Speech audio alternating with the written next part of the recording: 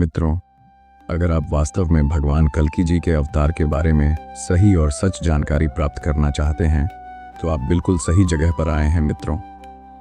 इस वीडियो में दी गई समस्त जानकारी संपूर्ण कल्कि पुराण का अध्ययन करने के बाद ही आपके सामने प्रस्तुत की गई।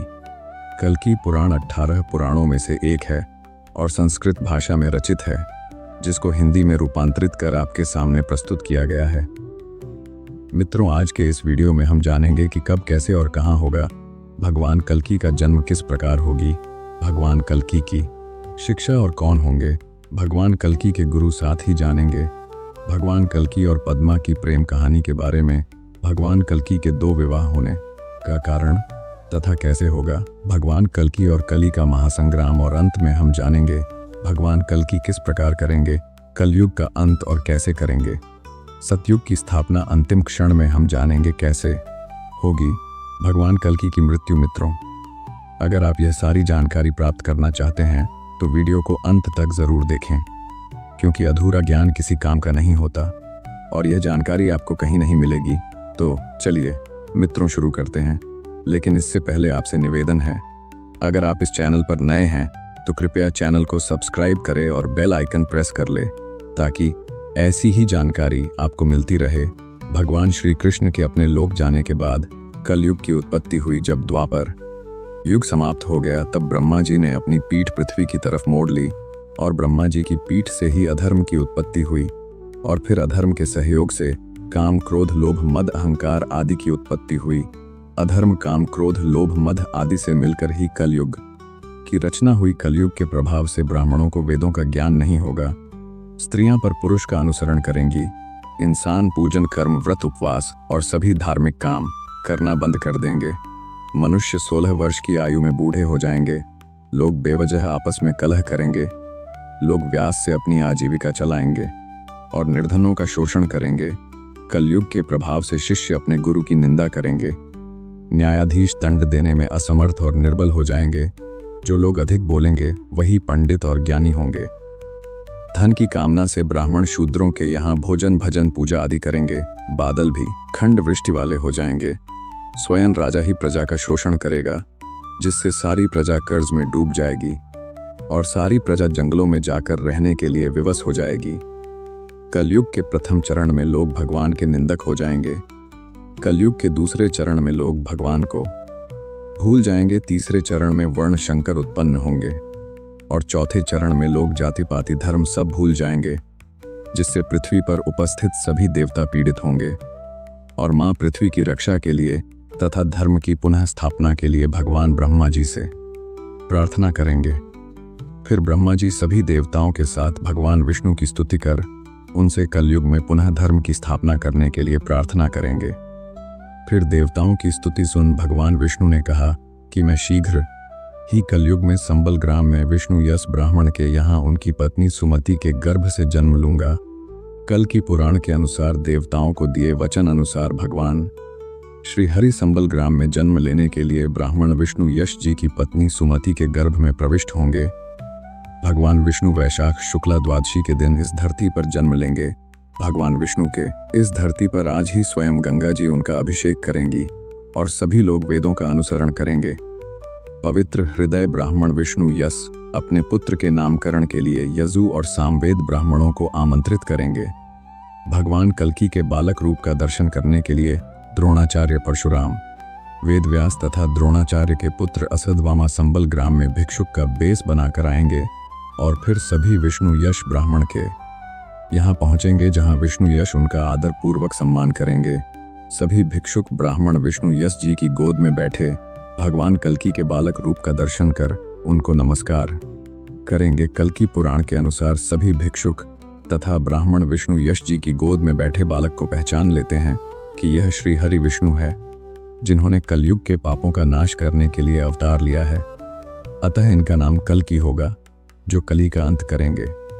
इस प्रकार सभी उनका नामकरण कर वहां से चले गए। माता सुमति ने उनका भली प्रकार से पालन पोषण किया और वह दिन प्रतिदिन शीघ्रता से बड़े हुए ब्राह्मणों का हित करने वाले भगवान कल्कि के 3 बड़े भाई भी होंगे, जिनके नाम कविप्राग और सुमंत्र का होंगे। अपने पुत्रों को बड़ा होते देख विष्णु यस बोले, हे पुत्रों, अब तुम अध्ययन करने के लिए तैयार हो चुके हो। मैं तुम्हें ब्रह्म संस्कार, उपनयन और सावित्री का श्रवण कराऊं। फिर तुम वेदों का अध्ययन करना। फिर भगवान कल्कि अपने पिता से पूछते हैं, पिताजी वेद क्या है और सावित्री क्या है? इस पर पिताजी उत्तर देते हैं कि वेद ब्रह्मा जी की वाणी है और सावित्री प्रतिष्ठा है। वेद संस्कारों से युक्त ब्राह्मणों के पास ही निवास करते हैं, इसलिए मैं तुम्हें संस्कार देकर तुम्हारा उपनयन संस्कार करना चाहता हूँ। भगवान कल्कि अपने पिताजी से बोले, पिताजी, मैं 10 संस्कारों से युक्त और वेदों के झाता और तीनों लोकों की कामना पूर्ण करने वाले ब्राह्मण से शिक्षा ग्रहण करना चाहता हूँ। ऐसा ब्राह्मण कहाँ है? इस पर पिताजी बोले, अधर्मी और ब्राह्मणों के शत्रु महाबली कली के सताने से सभी ब्राह्मण यह स्थान छोड़कर चले गए और कुछ ब्राह्मण जो शेष रह गए हैं वह कली के कारण अपने धर्म मार्ग से भटक गए हैं। तुम्हें ऐसे ब्राह्मण की खोज में यहाँ से दूर जाना होगा। फिर भगवान कल्कि अपने पिता को वचन देते हैं कि मैं ब्राह्मणों के शत्रु कली का विनाश कर दूंगा और पुनः धर्म की स्थापना करूंगा। कल्कि पुराण के अनुसार जब भगवान कल्कि घर से गुरु की तलाश में गुरुकुल की ओर निकलेंगे, तब महेंद्रगिरी पर्वत पर रहने वाले परशुराम उन्हें अपने आश्रम ले जाएंगे। आश्रम पहुंचने के बाद परशुराम जी भगवान कल्कि से कहेंगे, मैं भगु वंश में उत्पन्न में जमदग्नि का पुत्र हूँ और वेदों को जानने वाला तथा युद्ध दया में निपुण परशुराम हूँ। मैंने कई बार इस धरती को क्षत्रियों से भीन कर ब्राह्मणों को दान में दे दिया है। आप मुझे धर्म पूर्वक अपना गुरु मानो और मैं आपको वेद तथा युद्ध की शिक्षा दूंगा। परशुराम भगवान कल्कि से कहते हैं, मैं इस महेंद्रगिरी पर्वत पर आपकी प्रतीक्षा में कई वर्षों से तपस्या कर रहा हूँ। आप यहाँ अपने वेदों का अध्ययन कीजिए। भगवान कल्कि परशुराम जी को पहचान जाएंगे और प्रसन्न होकर उन्हें अपना गुरु बना लेंगे। फिर भगवान कल्कि वहाँ वेदों का अध्ययन करेंगे तथा 64 कलाओं का ज्ञान प्राप्त कर संपूर्ण विद्या में परांत होने के बाद भगवान कल्कि परशुराम जी से कहेंगे कि जिस दक्षिणा के देने से मुझे सर्व सिद्धि की प्राप्ति हो तथा जिस दक्षिणा की प्राप्ति से आप संतुष्ट हो, वह दक्षिणा मुझे बताइए। इस पर परशुराम जी भगवान कल्कि से कहते हैं, प्रभु, आप स्वयं भगवान विष्णु के अवतार हैं जो संबल ग्राम में विष्णु यश के यहाँ अवतरित हुए हैं। आपने मुझसे वेदों की शिक्षा तथा युद्ध शिक्षा प्राप्त की। अब आप भगवान शंकर से अस्त्र शस्त्र प्राप्त कीजिए तथा सिंगल दीप से अपनी पत्नी पद्मा को प्राप्त कीजिए और इस धरती पर व्याप्त अधर्म तथा कली का नाश कर पुनः धर्म की स्थापना कीजिए। यही मेरी गुरु दक्षिणा होगी। यह सुनकर भगवान कल्कि अपने गुरु परशुराम जी से कहते हैं, ऐसा अवश्य होगा, और अपने गुरु को प्रणाम कर वह वहां से भगवान शंकर के पास अस्त्र शस्त्र प्राप्त करने के लिए निकल जाएंगे। फिर भगवान कल्कि बिलबोधकेश्वर महादेव के मंदिर पहुंचेंगे। वहां भगवान शंकर का विधिवत पूजन कर और उनका हृदय से ध्यान कर उनसे शस्त्र प्राप्ति के लिए स्तुति कर शिव स्तोत्र की रचना करेंगे। भगवान कल्कि के शिव स्तोत्र को सुनकर भगवान शंकर पार्वती सहित वहां साक्षात प्रकट होंगे और प्रसन्न होकर भगवान कल्कि से वरदान मांगने को कहेंगे। भगवान शंकर भगवान की को शीघ्रगामी अनेक रूपधारी गरुण शव एवं सर्वज्ञ शुक्र प्रदान करेंगे। साथ ही रत्न स्वरूप महा कराल अत्यंत चमकती हुई और पृथ्वी का भार सहन करने वाली तलवार भगवान कल्कि को प्रदान करेंगे। फिर भगवान कल्कि ने भगवान शंकर को प्रणाम किया और भगवान शंकर अपने धाम को चले गए। तभी भगवान कल्कि भगवान शंकर द्वारा प्रदान किए गए गरुण अश्व पर बैठकर तीव्र वेग से अपने ग्राम संबल पहुंचेंगे। वहां पहुंचकर अपने माता पिता तथा बड़े भाइयों को प्रणाम कर उन्हें भगवान परशुराम द्वारा दी गई शिक्षा तथा भगवान शंकर द्वारा प्रदान किए गए अस्त्र शस्त्रों के बारे में बताएंगे।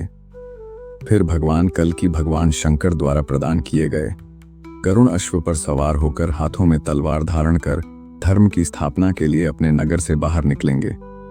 भगवान कल्कि राजाओं को उपदेश देते हैं कि वेद ही मेरा अंश है और जो वेदों का अध्ययन करते हैं और वेदों के द्वारा प्राप्त ज्ञान का संसार में प्रचार करते हैं, वह मेरी ही सेवा करते हैं। ऐसे ब्राह्मणों को मैं नमस्कार करता हूँ। संध्या के समय सुखदेव जी भगवान कल्कि के पास आए और भगवान कल्कि से बोले, हे प्रभु, मैं सिंगल द्वीप गया था। वहाँ की हवाएं सुगंधित है, पक्षी सुंदर गान करते हैं। वहाँ के राजा बृहदत्त की एक पुत्री है जिसका नाम पद्मा है और उनकी माँ माता कोमद है। राजा की पुत्री का चरित्र पापों को नाश करने वाला है। उन्होंने बहुत समय तक श्री हरि को पति रूप में प्राप्त करने के लिए तप किया। फिर उनकी तपस्या से प्रसन्न होकर उन्हें भगवान शंकर ने वरदान दिया कि उनके पति स्वयं नारायण होंगे और भगवान नारायण के सिवा जो कोई भी उन्हें काम भाव से देखेगा वह स्त्री बन जाएगा। भगवान शंकर से मनचाहा वरदान प्राप्त करने के बाद पद्मावती अपने पिता के घर गई। बहुत समय बाद पद्मा के पिता ने अपनी पुत्री को विवाह योग्य जानकर उनके स्वयंवर का आयोजन किया। राजा बृहदत्त ने अपनी पुत्री के स्वयंवर के लिए गुणवान, बलवान और महान ऐश्वर्य वाले अनेक राजाओं को आमंत्रित किया। इस प्रकार सिंगल देश में पद्मा के स्वयंवर का उत्सव मनाया जाने लगा। विवाह की इच्छा से सभी देश विदेश के राजा अपनी सेनाओं सहित वहां पहुंचने लगे। सभी राजा अपने अपने स्थान पर विराजमान हुए। तब राजा बृहद ने अपनी पुत्री पद्मा को यंबल, वह अत्यंत ही सुशोभित थी। सुखदेव जी भगवान कल्की से कहते हैं कि मैंने स्वयंवर में देखा कि जैसे जैसे रानी पद्मावती आगे बढ़ रही थी, उनके रूप को देखकर सभी राजा मोहित हो गए और उनके मन में रानी को पत्नी रूप में प्राप्त करने की इच्छा जागृत हुई और काम भाव प्रकट हुआ। और भगवान शंकर के वरदान अनुसार सभी राजाओं ने स्त्री का रूप धारण कर लिया। जब सभी राजा स्त्री रूप हो गए तो रानी पद्मावती अत्यंत दुखी हो गई और विलाप करती हुई नीचे बैठ गई। वह अपनी सखी से कहने लगी कि है सखी कि भगवान ने मेरे भाग्य में कोई वर नहीं लिखा। मैंने ऐसा कौन सा पाप कर दिया कि भगवान शंकर का वरदान मेरे लिए अभिशाप बन गया। पद्मा भगवान विष्णु का ध्यान करते हुए कहती है कि अगर भगवान विष्णु ने मुझे पत्नी रूप में स्वीकार नहीं किया तो मैं देह त्याग दूंगी। पद्मा के व्याकुल होने पर भगवान कल्की ने शुक से कहा कि हे शुक, मेरा संदेश लेकर तुम शीघ्र ही सिंगल देश प्रस्थान करो और मेरी प्रिया पद्मा को आश्वासन दो कि मैं शीघ्र ही उनसे विवाह करूंगा और निश्चित ही पद्मा मेरी पत्नी होगी। विधाता ने यह सहयोग नियत किया है। यह संदेश देकर तुम जल्द लौट आना। शुक्र ने भगवान कल्की का संदेश लेकर शीघ्र ही उड़कर संबल ग्राम से सिंगल देश को प्रस्थान किया और रानी पद्मावती के कक्ष के निकट नाग केसर के वृक्ष पर बैठ गया।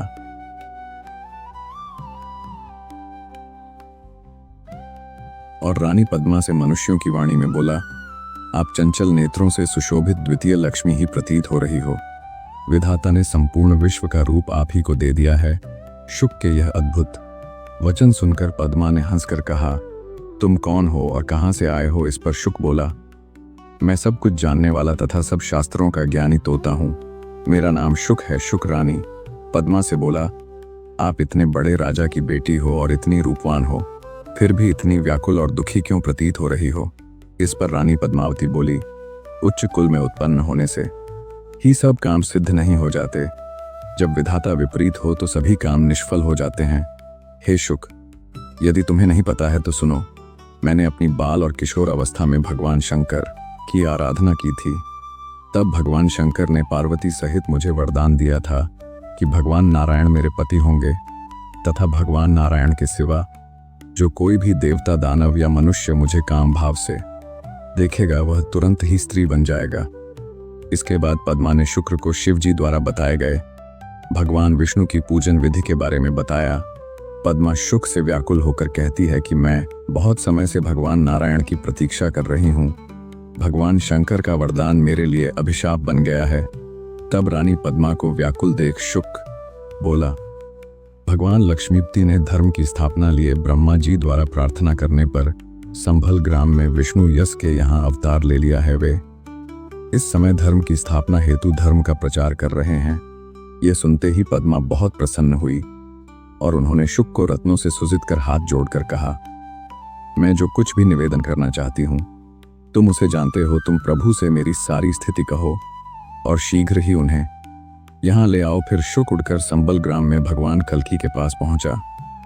भगवान कल्की उसे रत्नों से सजा हुआ देखकर अत्यंत हर्षित हुए और शुक से बोले, मैं तुम्हारा ही इंतजार कर रहा था। तुम्हें इन रत्नों से सुसज्जित और अपने अश्व पर सवार होकर शीघ्र ही शुक के साथ सिंगल देश को चल दिए।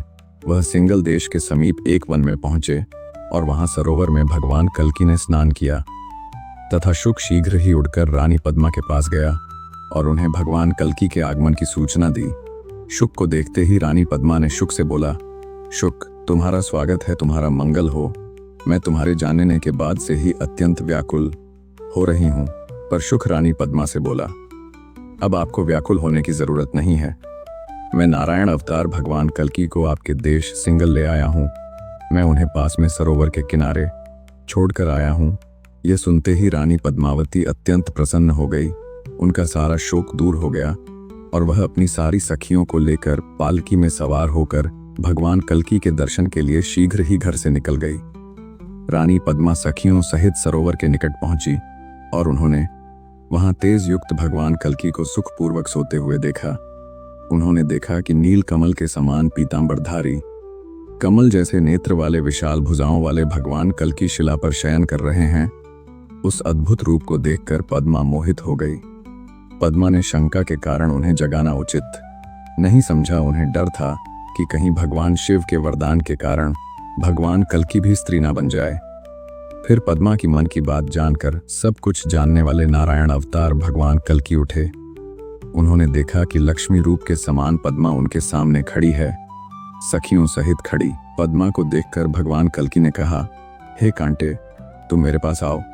तुम्हारे चंद्रमुखी को विष्णु रूप में जानकर उनकी स्तुति की और बोला, प्रभु आपके चरणों की रच पाकर मैं धन्य हो गई। फिर पद्मा भगवान के चरणों को स्पर्श कर अपने पिता के पास भगवान कल्कि के आगमन की सूचना देने के लिए निकल गई। स्वयं नारायण अवतार भगवान कल्कि के आगमन की सूचना पाकर पद्मा के पिता अत्यंत हर्षित हुए और उन्होंने भगवान कल्कि का विधि पूर्वक पूजन किया। इसके बाद राजा ने अपनी पुत्री पद्मा का विवाह भगवान कल्कि के साथ विधि पूर्वक कर दिया और अपनी कन्या का दान भगवान कल्कि को कर दिया। फिर भगवान कल्कि अपनी प्रिय पत्नी को लेकर वहां से सिंगल द्वीप के लिए निकल गए। इस दौरान भगवान कल्कि अपनी सेना सहित संबल ग्राम में पहुंच गए। भगवान कल्कि ने पद्मा के सहित माता पिता के चरणों को स्पर्श किया। माता सुमति अपने पुत्र और पुत्र वधू को देखकर अत्यंत हर्षित हुई। रानी पद्मावती भगवान कल्कि को पति रूप में प्राप्त कर अत्यंत ही हर्षित हुई। इसके बाद भगवान कल्कि और पद्मा अनेक वर्षों तक संबल ग्राम में रह भगवान कल्कि की पत्नी पद्मा जी ने जय और विजय नाम के 2 पुत्रों को जन्म दिया। यह दोनों ही महाबली और वेदों के ज्ञानी प्रसिद्ध हुए। फिर भगवान कल्कि ने जाना कि उनके पिता की अश्वमेघ यज्ञ करने की बहुत इच्छा है। तब उन्होंने पिता से कहा, पिताजी, मैं कीकटपुर को जीतकर धन एकत्र करूंगा जिससे हमारा अश्वमेघ यज्ञ संपन्न होगा। फिर भगवान कल्कि अपने पिता से आज्ञा लेकर सेना सहित कीकटपुर की ओर चल दिए। अत्यंत विस्तार वाला कीकटपुर लेकर हने वाले व्यक्ति देहाती कुल धर्म और जाति धर्म के न मानने वाले तथा धन और स्त्री तथा भोग आदि में लिप्त रहने वाले हैं। भगवान कल्कि की सेना ने लाखों सैनिकों को युद्ध भूमि में धराशायी कर दिया। फिर जिन युद्ध भूमि से डरकर भागने लगा, तब भगवान कल्कि ने हंसकर कहा, भाग कर ना जाओ, तुम मेरे बाणों से बच नहीं सकते। मैं तुम्हें अब भी परलोक भेजता हूं, वहां तेरा कोई साथ नहीं देगा। इसीलिए अब भी तू अपने बंधु बांधव को अंतिम बार देख ले। भगवान कल्कि के वचन सुनकर वह जिन हंसा और बोला, आप जो बोल रहे हो ऐसा कभी नहीं हो सकता।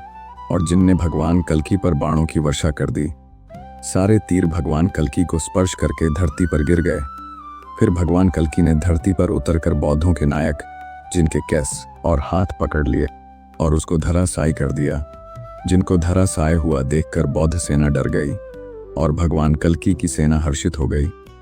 फिर भगवान कल्कि अपने हाथों में तलवार लेकर अपने अश्व पर सवार हुए और संपूर्ण बौद्ध सेना का नाश करने लगे।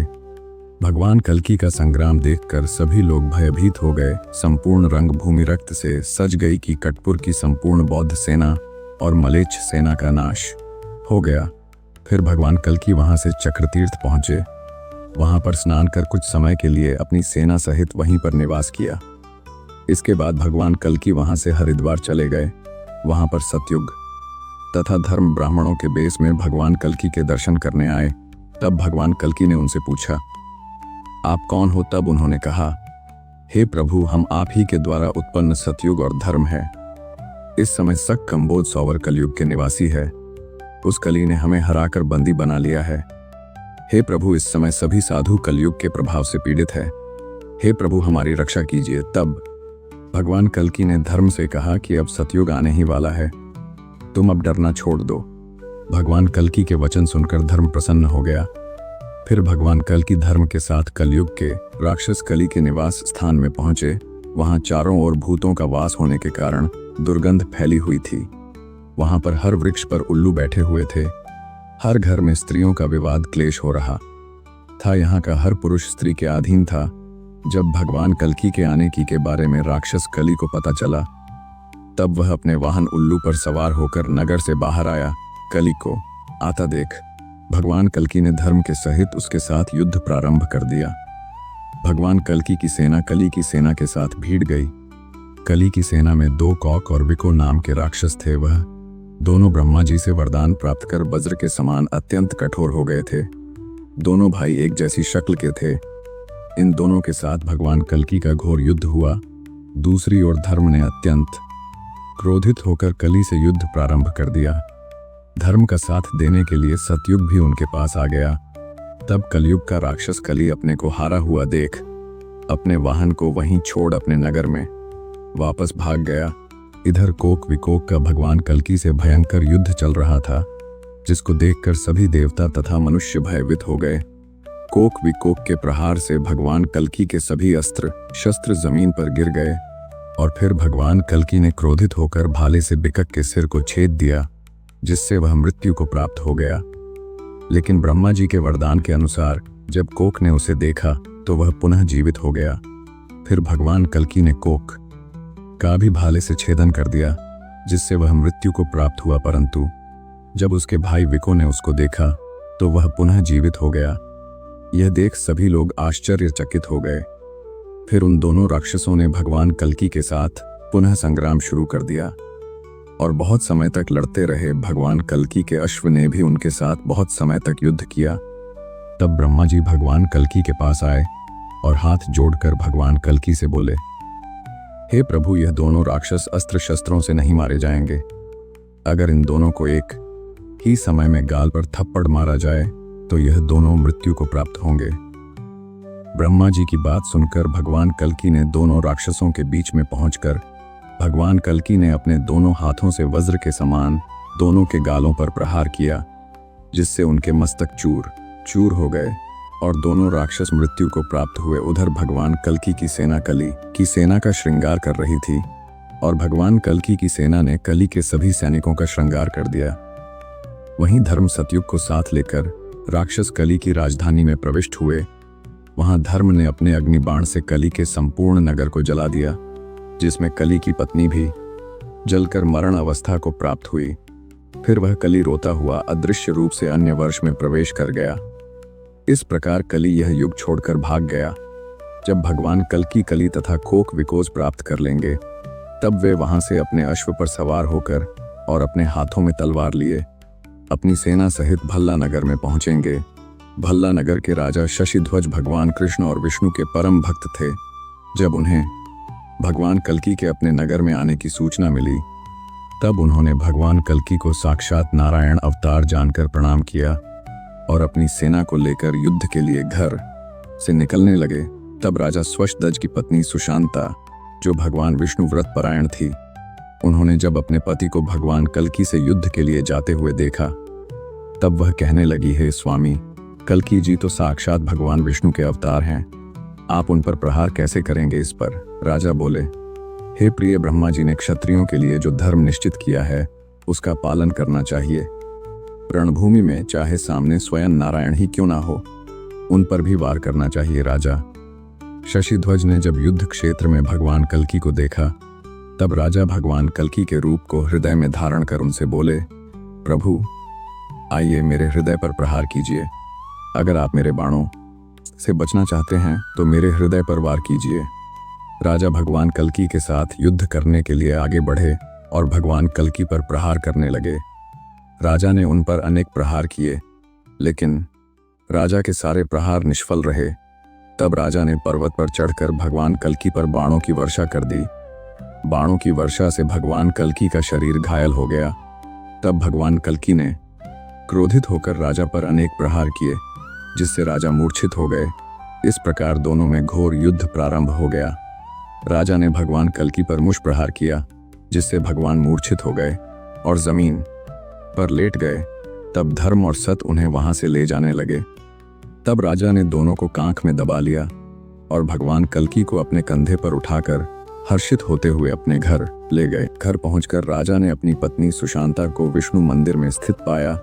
उसके चारों ओर वैष्णव नारियां बैठकर भगवान विष्णु का भजन कर रही थी। वह अपनी पत्नी से बोला, हे प्रिय, देवताओं की प्रार्थना पर जो भगवान संबल ग्राम में अवतरित हुए हैं, वह भगवान कबल मूर्छित होने का बहाना करके आज हमारे घर पधारे हैं। तुम धर्म तथा सतयुग के सहित इनका विधि पूर्वक पूजन करो। यह सुनकर राजा की पत्नी अत्यंत प्रसन्न हुई। राजा की पत्नी ने अनेक प्रकार से भगवान कल्की का पूजन अर्चन किया और भगवान कल्की से बोली, हे प्रभु, अपनी मूर्छा त्याग कर हमें दर्शन दो। हे प्रभु, आपके द्वारा ही समस्त जल, पृथ्वी, अग्निवायु का निर्माण हुआ है। आप चराचर जगत के स्वामी हैं। हे प्रभु, हमसे कोई गलती हुई हो तो हमें क्षमा करें। और अनेक प्रकार से भगवान कल्की की प्रार्थना सुशांता द्वारा की गई विनय पूर्वक प्रार्थना को सुनकर भगवान कल्की उठे और उन्होंने अपने सामने रानी तथा साथ में सत्य और धर्म को देखा। उन्होंने देखा कि राजा शशि ध्वज उनके पीछे खड़े हैं। तब भगवान कल्की सुशांता से बोले, तुम कौन हो और यह बलवान राजा मेरे पीछे क्यों खड़े हैं? भगवान कल्की ने धर्म तथा सत्युग से कहा, हम युद्ध भूमि को छोड़कर यहाँ कैसे पहुंच गए? भगवान कल्की ने कहा, जब मैं मूर्छित हो गया तब राजा शशिध्वज ने मेरा वध क्यों नहीं किया? तब रानी भगवान कल्की से बोली, मेरे पति यदि आपके प्रति शत्रु भाव रखकर आपसे युद्ध करते तो क्या वह आपको अपने घर इस प्रकार ला पाते? प्रभु, मेरे पति आपके दास हैं, इसलिए मैं आपकी दासी हूँ। इस प्रकार आप प्रसन्न होकर स्वयं यहाँ पधारे हैं। इस पर भगवान कल्की राजा से बोले, हे राजन, आपने मुझे सभी प्रकार से जीत लिया है। आपकी क्या इच्छा है? तब राजा ने अपनी पत्नी सुशांता की प्रेरणा से अपनी पुत्री रमा का विवाह भगवान कल्की से कर दिया।